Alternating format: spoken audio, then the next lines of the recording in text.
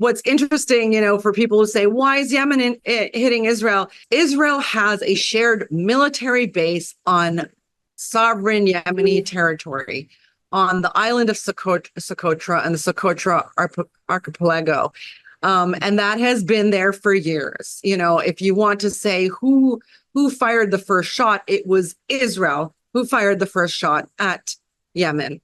And so, Yemen is fully justified in its alliance. It's fully justified in its actions. And it looks like Yemen is set to escalate. They also claim to have hypersonic missiles, which we haven't seen, but those can reach Israel if in fact they exist within 10 to 15 minutes, and no intercepting missile can take those down. What the Americans, it's believed the Americans had pushed the Saudis to get their caretaker government in Aden to demand that all Yemeni banks are relocated to Aden, and of course, taking control of the airport in Sana'a and stopping flights.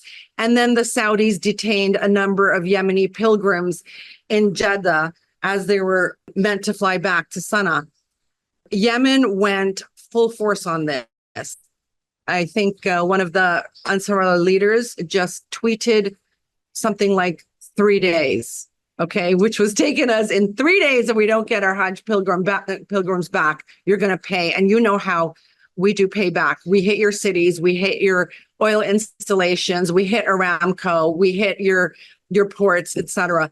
So in record time, the Saudis struck a deal with Sana'a. They reversed course on all of the basically U.S. demands to move banks there. They reopened the Sana'a airport for flights and introduced flights to and somewhere else, Egypt, India, I can't remember, one of those places.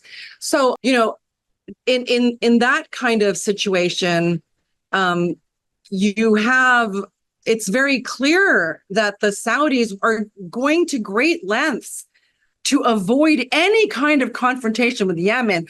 What they experienced with Yemen in years of war was bad enough, but now they're watching Yemen do the unthinkable, take on Israel, which a lot of Arab leaders have long determined is an untouchable state. Oh, no, don't go there. Oh, just bend over, to their demands. Just, humor them, right?